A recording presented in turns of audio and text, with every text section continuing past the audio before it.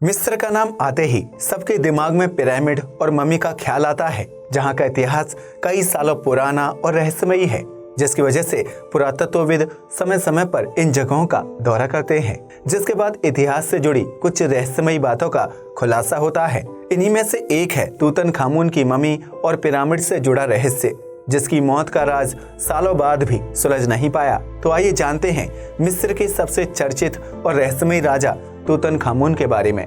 कौन था राजा Tutankhamun? Tutankhamun प्राचीन मिस्र के 18वें राजवंश का 11वां राजा था, जो 8 या 9 साल की उम्र में राजा की गद्दी पर बैठा था। यानी आज से लगभग 3000 साल पहले। खेलने कूदने की उम्र में राजा की गद्दी पर बैठे तूतनखामुन को शासन करने का कोई अनुभव नहीं था, लिहाजा उसके चाचा ने इस काम में उसकी मदद की। तूतनखामुन के पिता का नाम अखेनातेन था, जिनकी मौत के बाद वह राजा बना। लेकिन किसे पता था कि वह राजा महज 19 साल की उम्र में रहस्यमयी ढंग से मर जाएगा। तूतनखामुन की मौत को लेकर कई तरह के कयास लगाए जाते हैं। कुछ इतिहासकारों का मानना है कि वह शिकार के दौरान घायल हो गया था, जिसकी वजह से उसकी मौत हो गई, जबकि कुछ लोगों का मानना है कि उसकी मौत गिरने की वजह से हुई थी, क्योंकि तूतनखामुन की मम्मी के हाथ और पैर पर प्लास्टर मिला था। हालांकि इन दावों की आज तक पुष्टि नहीं हो पाई। सबसे दिलचस्प दावा यह है कि तूतनखामुन की मौत मलेरिया से हुई थी। साल 1922 में द्वितीय विश्व युद्ध के दौरान होवार्ड कार्टर ने तूतनखामुन की कब्र खोजने का काम किया। इस खोज को वैली ऑफ किंग्स की संख्या दी गई थी। मिस्र के पिरामिड और तूतनखामुन के जीवन को लेकर कई तरह की फिल्में भी बनाई गई हैं। तूतनखामुन के मकबरे की खोज दुनिया के आकर्षण की चीज इसलिए भी बन गई, क्योंकि सालों बाद सिर्फ तूतनखामुन का मकबरा ही सही सलामत हालात में है। इस खोज के दौरान मकबरे से कीमती सामान भी मिला, जिसे राजा के साथ दफनाने की परंपरा है। यूं तो तूतनखामुन की जिंदगी और उससे जुड़ा कोई बहुत बड़ा रहस्य नहीं है, लेकिन फिर भी उसका मकबरा मिलने पर पूरी दुनिया की आंखें चौंधिया गई। सबसे महंगे ताबूत में दफनाया गया। आपको ये जानकर हैरानी होगी कि 19 वर्षीय तूतनखामुन को दुनिया के सबसे महंगे ताबूत में दफनाया गया था। उसके 3 ताबूतों में से 2 लकड़ी के बने थे, जिन पर ऊपर से सोने की परत चढ़ाई गई थी, जबकि तीसरा ताबूत पूरी तरह से सोने से बनाया गया था। उस ताबूत की लंबाई 1.88 मीटर थी और उसका वजन 110.4 किलोग्राम था। आज इस बेशकीमती ताबूत की कीमत लाखों में होगी, जो कि अनमोल है। नहीं है तूतनखामुन का दिल। मिस्र की प्राचीन परंपरा के अनुसार व्यक्ति को उसके कीमती सामान के साथ मम्मी बनाकर दफना दिया जाता था, क्योंकि उनका मानना था कि मृत्यु के बाद उस व्यक्ति को इन चीजों की जरूरत होती है। मम्मी बनाने के लिए शरीर को पट्टियों की कई परतों में लपेट दिया जाता था और एक खास तरह का लेप लगाया जाता था, ताकि मम्मी सालों तक इसी अवस्था में रह सके। शरीर के उन अंगों को निकाल दिया जाता था जो जल्दी खराब हो जाते या फिर हो सकते थे। ठीक इसी प्रकार तूतनखामुन की मम्मी के साथ भी किया गया होगा, क्योंकि खोज के दौरान उसकी मम्मी से दिल गायब था, बल्कि उसके गले में एक ताबीज बांधा गया था और उसे दिल की जगह पर रखा गया था। कुछ पुरातत्वविदों का मानना है कि शायद तूतनखामुन की मौत घर से काफी दूर हुई होगी। वहां से उसका शरीर मकबरे में लाने तक उसका दिल संरक्षित करने की हालत में नहीं रहा होगा, लिहाजा उसके दिल को शरीर से अलग कर दिया गया। हालांकि ये भी हो सकता है कि तूतनखामुन का दिल गायब होना लापरवाही का नतीजा हो। तूतनखामुन को पसंद था लोहे का खंजर। पुरातत्वविद होवार्ड कार्टर को खोज के दौरान तूतनखामुन की मम्मी की पट्टियों के अंदर सावधानी से लिपटे 2 खंजर मिले थे। एक खंजर पर सोने की परत चढ़ी थी, जबकि दूसरा लोहे का बना था। दोनों खंजरों की म्यान सोने की बनी थी, लेकिन सोने के मुकाबले लोहे का खंजर ज्यादा कीमती था, क्योंकि तूतनखामुन ने अपने जीवन काल में उसी खंजर का इस्तेमाल किया था। इसके अलावा उसके मकबरे से कई कीमती वस्तुएं पाई गई थी, जिसमें अलग अलग धातु से बने खंजर और सोने चांदी की चीजें शामिल हैं। पसंद था शुतुरमुर्ग का शिकार करना। कहा जाता है कि तूतनखामुन को शिकार करना काफी पसंद था। वह सबसे ज्यादा शुतुरमुर्ग का शिकार किया करता था और उसके पंखों से अपने कमरे को सजाता था। तूतनखामुन की कब्र के पास एक पंख वाले शुतुरमुर्ग का शव भी मिला था, जिसे राजा के शरीर के पास दफनाया गया था। मकबरे की दीवारों पर बने चित्र हमें बताते हैं कि राजा पूर्वी रेगिस्तानी इलाकों में शिकार करने जाया करता था और शुतुरमुर्ग को मारकर खुद पकड़ कर लाता था। चित्रों में राजा को शिकार करके यात्रा से लौटते हुए और रथ पर बैठे हुए दर्शाया गया है। तूतनखामुन का मकबरा खोजने में लगा सबसे ज्यादा समय।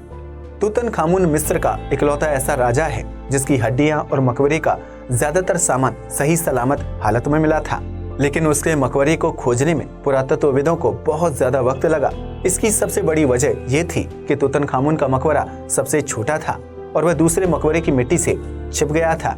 दरअसल राजा रमीसेस सिक्स्थ के मकबरे की खुदाई के वक्त उसकी मिट्टी को तूतनखामुन के मकबरे के ऊपर डाल दिया गया था। मकबरा छोटा था, इसलिए मिट्टी की वजह से आसानी से छिप गया, जिसके बाद उसे खोजने में पुरातत्वविदों को कड़ी मशक्कत करनी पड़ी। दूसरी वजह यह थी कि तूतनखामुन की कब्र उस वक्त खोजी जा रही थी जब विश्व में पहली वर्ल्ड वॉर चल रही थी। इसी वजह से उसकी कब्र खोजने का काम बीच बीच में कई बार रोका गया। फिर साल 1922 में जाकर आखिरकार तूतनखामुन की कब्र ढूंढने में सफलता मिली।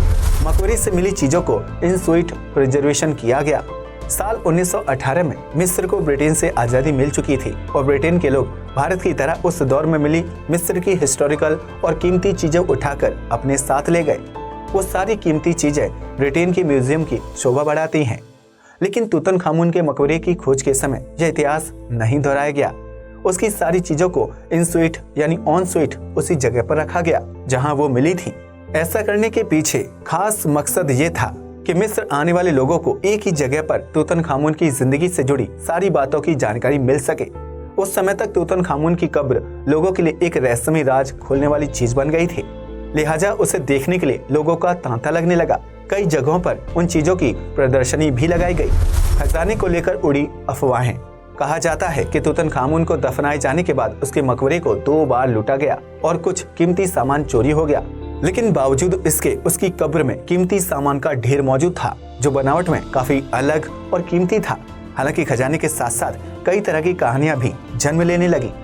दरअसल मकबरे की खुदाई के दौरान मिशन से जुड़े कुछ लोगों की मौत हो गई, जिसे तूतनखामुन से जोड़कर देखा जाने लगा। सबका मानना था कि राजा को नींद से जगाया जा रहा है, इसलिए लोगों की मौत हो रही है।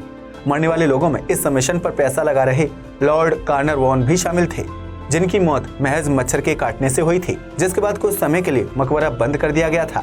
इसी वजह से तूतनखामुन के मकबरे को शापित कहा जाने लगा। तूतनखामुन का मुखौटा बन गया इजिप्ट की पहचान। पिरामिड, आधे जानवर और आधे इंसान की मूर्ति के अलावा तूतनखामुन का मुखौटा मिस्र की पहचान बन चुका है। नीले और गोल्डन रंग के इस मुखौटे से बॉय किंग तूतनखामुन का चेहरा ढका गया था।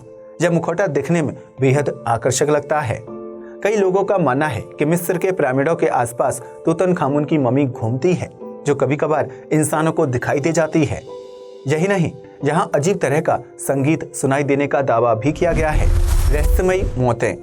तूतनखामुन की कब्र से जुड़ा सबसे बड़ा राज है उसके मकबरे को खोजने वाले लोगों की मौत।